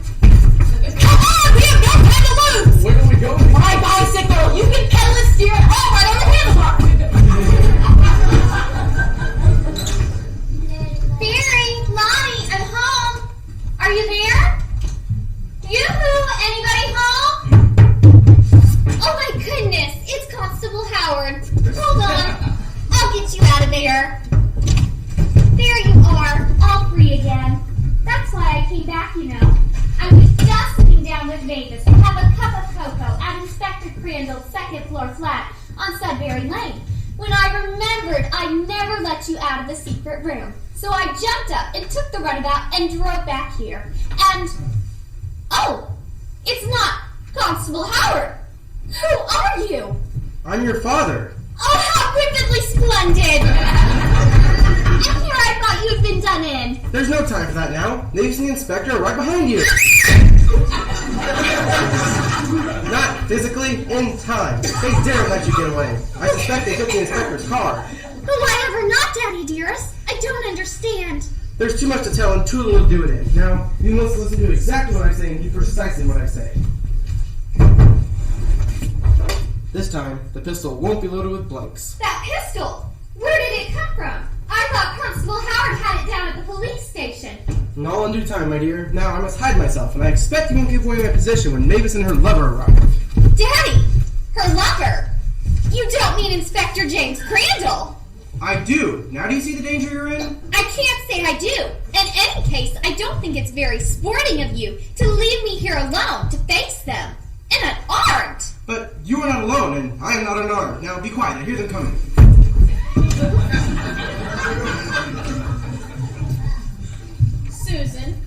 Susan, darling, are you here? Lottie? Anybody? Well, looks like there's nobody home except for you and me and Edgar Hollister. I have a gun on you. Come out with your hands up. Hold up. Before you shoot, how did you know I was in there? Edgar, you dum-dum. Those drapes only hide you from people in this room, not from anyone approaching from the outside. We saw you before we even came in. Drat. Never thought of that. Now, will you kindly drop that pistol? I have a feeling it's loaded with something more deadly than blank cartridges. Ah, yes. Very well. Very well. Now, take me away from here and do me in like you only thought you did 2 days ago. Oh, Edgar, your bruises are so transparent. Naturally, it will do us no good to take you away until we have Susan in our power as well. I don't know how we got here before she did, but this is certainly the spot to which she shall come. Exactly. And once we have finished off the two of you, she and I can be wed and live as extremely wealthy people with barrels of money. You fools, there is no money. But Sir Charles will never lie to a police officer. He assured me your estate was several thousands of pounds. Oh, but it is. Well then, What you seem to forget is that while pound may mean a denomination of money, it is also a denomination of weight. what? Wait? Yes, Barnwood Cottage stands in my estate. So, just last week I had an agricultural engineer come out and estimate the summage of its topsoil. It came out to be several thousands of pounds. Curses. We've been tricked. But why? Edgar, how could you have known in time to trick us? Just last week, Inspector Crandall confided in me that he was amorous with a certain man's bride-to-be. I, chancing, walked past the tea shop and saw that woman was my very own Mavis. Bosh and balderdash. I never would have confided such a thing to you. Oh, but you did, because at the time I was impersonating the man you now know as... Constable Howard? It is! It's Constable Howard! You lied to me! You said you were my daddy! Yes, he did lie to you, so you can't trust him, but you can trust me. So give me that pistol like a good little girl. Thank you. Susan, don't! But I did do it! Now you've done it. And now you're done. Oh, what have I done? You've done us in, that's what you've done. She's done you down, alright. Oh, let's do them in and have done with it. Wait. Well, I'm waiting Why are you waiting? to hear what he has to say. Well, I suppose even Edgar's entitled to a few last words. Thank you. I say, did you say Edgar? Of course you did, you little numbskull. He's been your father all along. Oh, Ninny, I've been such a daddy. Or something. There now, Susan, don't reproach yourself. There's no way you could have known the truth. But what is the truth? How can you be my daddy and Constable Howard both? It's really very simple, Susan. And how would you know? The moment I knew you loaded that pistol with blanks, I figured the whole thing out. And didn't tell me? There wasn't time. Oh, But there's time now. So do tell us. I say, is this a stall for time? No, it isn't. Naturally not. But that's exactly what you'd say if it were. Still, that's also what they say if it weren't. That's true. So do explain about everything and help me to understand. That could take years. She doesn't mean everything. Just about the mystery. Oh, alright. I suppose we may as well. To begin at the beginning, I told Sir Charles, Constable Howard, that I was enamored of Mavis. Not knowing that Constable Howard and I are the same man. Because Edgar has always been ashamed of being a police constable. So I worked on the force under an assumed name. But on the night when I first shot him, And found me to help her hide the corpse, I fell and pretended to be killed and struck my head. and was not so unconscious that Mavis and I took him for dead. when we stashed him in the murder room and nailed it shut, And when I awoke there, I had partial amnesia. and thought himself to be Constable Howard only. Completely forgetting the Edgar part of his identity. So I tried to solve my own murder. But when was your memory restored? When Susan opened me up onto the secret stairway and I fell upon my head. Oh, then it was you who found the house at your real self. Completely terrifying me. And I never did take the pistol to ballistics. Because you knew all along that it was loaded with blank cartridges. Because you knew I might try to use it on you. And you did try to use it on me after you failed to feed me the poison cocoa. Some of which I again failed to feed to Susan earlier this evening. And then, when I knew you were investigating my flat, He put up a measles sign, but Barry had already had the measles. So he rushed it over regardless. and saw that there wasn't a single measle on your face. So he began to suspect you at once. But then he forgot why. But now it's quite too late, Whatever Barry may suspect. because now we're going to murder the two of you and get it right this time. There now, Susan. Do you understand? Sorry, no. Would you mind telling it again? I should mind exceedingly. Oh, Daddy, must we let them do us in? Must we? I really don't see anything we can do to prevent them from doing so, my dearest daughter. But there must be a way. There simply must. Well, there isn't. There could be. Couldn't. Could. Such as... Help arriving at the last critical moment? Oh, you've been seeing far too many American movies. Yes, in real life, the cowboy never shows up on time. Now, be quick about it, you two. I say, where are you taking us? To the quarry. A few gunshots, some rocks tied to your feet, a lovely splash, and it's all over. But, Mavis, why? I've already told you, there's nothing to be gained by this. Nonetheless, we've gone too far to turn back now. Come along.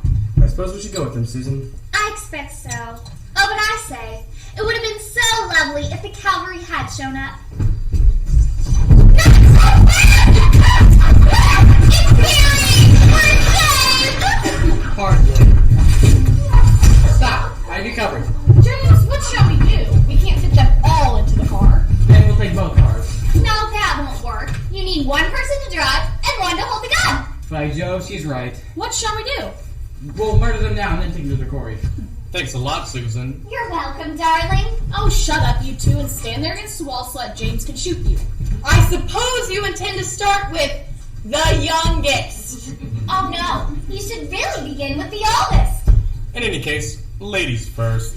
Shame on all of you. If we're going to die, let's at least die with brave smiles on our lips. Daddy's right.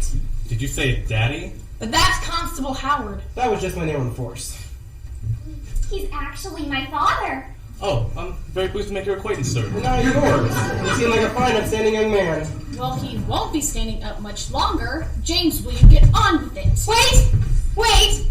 Can anyone explain to me why we're about to be murdered by an inspector of police? Yes, it would be a decent thing to do after all. Oh, but dash it all, we've just been through all of that. Oh, but please tell it again. Perhaps this time around I can begin to grasp matters. You tell him, darling. If I have to hear it again, I should go mad. But there is one small bit of information I should like to have. And what is that, Mavis? Susan said something about a secret exit from the murder room. I can't imagine where such an exit would be. Where is it? Oh, it's right Susan, don't tell her. Show her. But Daddy dearest, why shouldn't I simply just say where it is? Because actions speak louder than words. Oh, of course. How silly of me. I've forgotten. And here I nearly simply spoke out and said that... Susan, show them. Show them. Yes, show us. I'd like to see myself. Oh, blast. Whatever is the matter, Daddy dear? Nothing. It's just that part of what you must do is indecent for a young girl, and I wouldn't want Inspector Crandall to see. Oh, certainly not. I do beg your pardon. Now show them. Yes, will you please get on with it? No, What? Susan, do you mean you won't show them? not if it is indecent. I didn't realize it. And I still don't see why it is. But if I am to die, I must at least die like a little lady. Susan, it's not really indecent. I just said that. I just made that part up. In that case, I'll watch. No, you can't. It really is indecent. I just said that so Susan will go through with it. Oh, I see. Go on with it, Miss Susan. But Daddy said it wasn't decent. I lied. The mayor watch? No! Wait, I have an idea. Why not have Susan do whatever it is, and I'll watch and James won't, and then once she's done whatever it is, I'll let her know whether it was indecent or not. I say, that's very decent of you. No, I say that's very decent of Susan. But only if it is. Well, naturally. Promise? Yes, I promise. Now we get on with it? Oh, very well. First of all, I place my left foot on the top of the umbrella stand, and then I take hold of the particular prong of the coat rack, Yes. and then I pull the prong, and the door opens. Well, Well, I think that's all of it. yes, but aren't you going to show her? Oh, of course. How silly of me.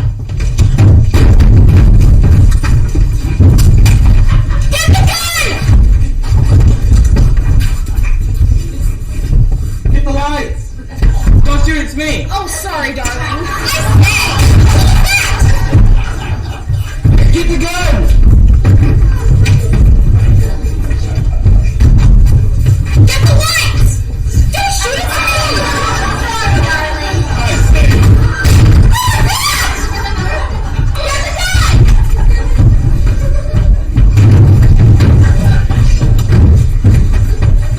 Get the lights! Don't shoot at me! Get the lights! Don't! Get the gun!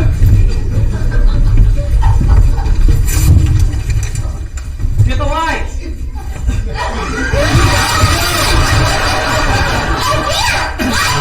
Susan, don't! Susan, do! Get the gun!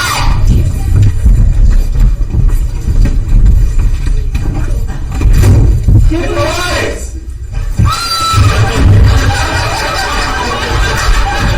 The next one who moves gets a bullet between the eyes. Oh, darling, take Hammond for back in command. Hold it, my finger. Mavis, are you mad? I'll say I am good and mad. I didn't mean that kind of mad. Well, I did. But you certainly can't be mad at me. Can so. Can't. Can. But why? Because it was you who got me into this mess in the first place. Tying me with your reptilian charm, making me fall out of love for a decent man like Edgar, not letting me know he was really young and handsome and just my type without his wig and false mustache, nearly forcing me into committing a murder, getting me into all sorts of trouble with the law, and now quietly expecting me to take your part in this miniature massacre. But I say, Mavis, now what do you intend to do? I intend to close up the cottage and move to some town where I can live a decent, normal life. Impossible. And why, may I ask? Well, no one can lead a decent, normal life after murdering 5 people. Yes, it'll be a terrible weight upon the conscience. Yes, and you'll spend the rest of your days filled with guilt and remorse. Really? Yes, really. I say, aren't we forgetting something? What is it, my dear? A murderess has no conscience. By Jove, she's right. Thanks a lot, Susan. Mavis, before you murder us all, can I do one more thing? What? Can I put the lamp back on the table? Why? It looks so sloppy on the sofa. Oh, very well. No, don't let him do it. And why not? It may be a trick. I say, Inspector, whose side are you on anyhow? Oh, dash it all. I completely forgot. Maybe it's not a trick. Let him go ahead. That's better. Oh, Daddy, I'm so disappointed in you Disappointed in me? Whatever for? for not playing a trick on her. Susan, did it ever occur to you I was going to play a trick on her? Oh, Daddy, that would be jolly fun. Now wait, I don't intend to put up with any trickery. Let that lamp alone. Oh, very well then. Go ahead and shoot me. It's a shame, though, What is? that once you kill me, you'll never find the safe with emeralds in it. Secret? Safe? Emeralds? In it? You're bluffing. There's no such safe. Of course I am. Go ahead and shoot. Oh, damn you! Where's the safe? It's very hard to open. I made it that way on purpose. That makes sense. What good is the safe if it's easy to open? Oh, stop this chit-chat and open it. I want to see those emeralds. Very well. Susan, you go to the end table and pick up the lamp. Place it on the table. Barry, you sit in the center of the sofa. Lottie, put your fingertips against the edge of the table. And Inspector, you go to the corner and pick up a pot of philodendron. Now, if Mavis will allow me, I shall open the safe. Now wait. I don't exactly trust you. Tell me first, where is the secret safe? Why, in the most logical place of the room, of course, behind the portrait of my late wife. When I operate the mechanism, the portrait will fall forward, and the safe will be exposed to view. Oh, very well, Edgar. Do so.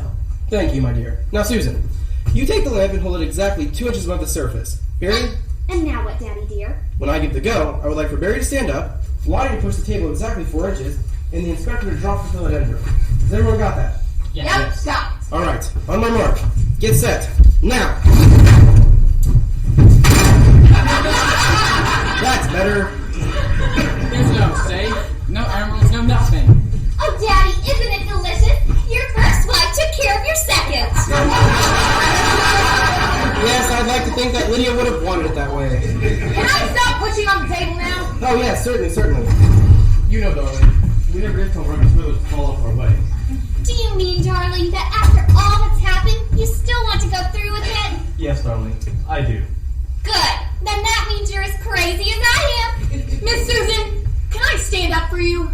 Oh, Lottie, I'd love to have you in my wedding party. And afterwards, you could sweep up the rice from the church steps. You always were a good little girl. But may I stand up for you too? I mean, Barry doesn't know anybody in town, and he'll need a best man. That's all for you, Crandall. Oh, but will my future father-in-law allow it? Of course I will! Seeing now that Inspector Crandall's a reformed character, knowing now that Mavis would have turned on him in the beginning, I shall feel very safe in allowing him to be in the wedding party. I feel like you have no problem at all. You've gone and left. Edgar, we're alone at last. Our plan worked perfectly. Plan? What plan? Mavis, what are you talking about? Why, darling, our plan to give my lover the gate so that you and I could live happily ever after. Don't you remember? So you're telling me you're not a murderess? A woman who I should turn into the police, have jailed, and eventually public execution? Yes, that's what I'm telling you. But the pistol, you shot me. Knowing all along it was filled with blanks. And the cocoa with the cyanide in it. It wasn't real cyanide. But the dead cat. That was a stuffed cat, not a real one. You just didn't happen to be here when Constable Howard brought it by. But dash it on, Constable Howard. Of course you are, darling, but you didn't know it then. By George, you're right. Forgot about my amnesia. Amnesia makes it easy to forget. And you say this was planned, between the two of us, you and I. Yes, of course it was. But that nasty old amnesia made you forget the whole thing. You thought your darling, adorable wife was a mean old murderess. Mavis, my darling, can you ever forgive me? Of course I can. Now, how about a nice hot cup of cocoa? That would be nice. That is, if you don't mind adding a little something extra. A little brandy, perhaps? No, Believe me, darling, nothing would please me more. I won't be a minute. What a marvelous woman that Mavis is. 1 in a million. I am so lucky to have her. There you are, my dear. Sorry to take so long. Oh, no problem at all. I'm sure it's well worth the wait. You certainly can cook a corking good cup of cocoa. Ugh, I'll bet you can't say that 3 times. Don't you mean you bet I can't say that 3 times fast? No, dearest. I'll bet you can't say that 3 times, period. Of course I can. You certainly can cook a corking good cup of cocoa. You certainly can cook a corking good cup of cocoa. You certainly can cook. Oh, dash it all.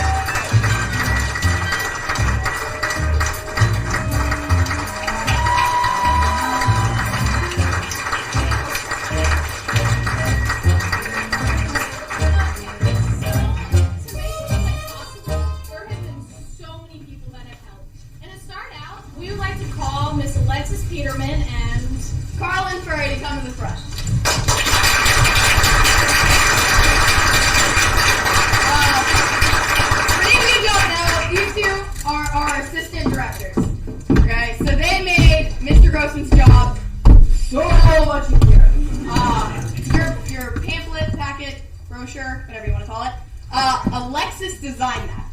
Mr. Grossman had this awesome idea in his mind, and she, well, put it on paper. And Carlin came to every one of our practices and basically watched our lines so Mr. Grossman could watch us. And that made his job so much easier. But besides those two, there are two other people who made this play